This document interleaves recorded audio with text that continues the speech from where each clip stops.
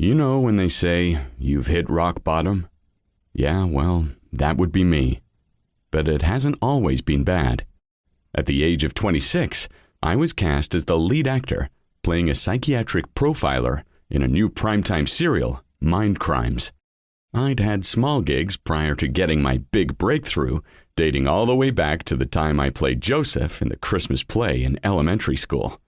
My parents were there every year, sitting in the front row, cheering me on and laughing. Mom always said that one day I'd make a great actor. And she was right. Now, 16 years later, after scoring the role, I'd won countless Emmys and Golden Globes and owned my perfect Beverly Hills condo, thanks to my hefty salary. I had my dream car, an Aston Martin, and a hot-as-fuck boyfriend, Brody. Did I mention I was also voted People magazine's sexiest man alive? I guess you could say I had it all, and was living life to the fullest at the top of the A-list. I considered myself lucky that I was fortunate enough to have a job, one that I enjoyed and paid me well to accommodate my lifestyle. Mom and Dad don't work full-time, and they've been the backbone to my career since I started acting. When I started making a regular income on the show, I wanted to make sure they were financially stable when they got old too. So I opened a trust fund in their name and deposited a large sum of money. There was also the house I bought in New York in case I wanted to spend long periods away with Brody. I'm a philanthropist, so I've made large donations of both time and money to several organizations over the years. A fortunate side effect of my popularity and reputation has been more exposure for these worthy causes. But my biggest investments over the years have been in the stock markets. I've invested a lot of my money into the economy, knowing one day I'll get a great return that'll not only help me and my parents, but also my sister Kate and her family for many years. And then, it happened. The global financial crisis hit, and it hit with a vengeance, severely impacting the stock market. The Dow Jones bottomed out, businesses closed, and people were losing their jobs and turning to Social Security benefits.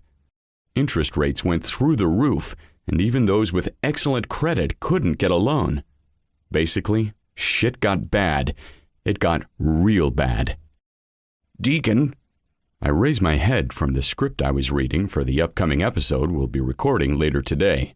My eyes meet with Lloyd's, the executive producer of the show, and I could tell he's nervous about something. Lloyd, is everything all right? I ask. Can I see you in my office, please? He replies in a serious tone. Sure. Is there something wrong? I think it's better if we discuss it in my office.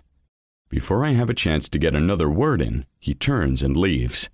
I flip the page of the script and make my way out of the dressing room and toward Lloyd's office on the second floor of the CBS studios, where we film the show. I push the button on the elevator and wait for it to arrive. I look around the studio floor at actors and crew hurrying in all directions, flustered looks on their faces. Some of them are even crying.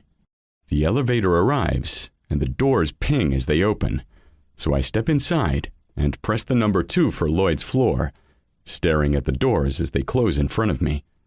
As the elevator begins its short ascent, I wonder what on earth Lloyd would want to talk to me about. Is it the ratings? No, it can't be the ratings. For the last 16 years, Mind Crimes has pulled in well over 2 million viewers weekly. The doors ping again, and I find myself on the familiar, dark floor where I've spent countless hours in production meetings with Lloyd and the crew. I head toward his office, and when I get there, his door is wide open.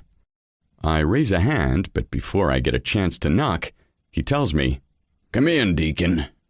I step into his tiny office and walk toward his desk. "What's this all about, Lloyd?" "Take a seat," he insists. This must be serious. He hasn't even made eye contact with me since I stepped through the door.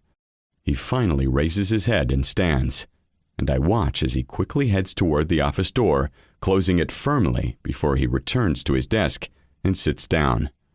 "There's no easy way to say this, so I'll cut right to the chase.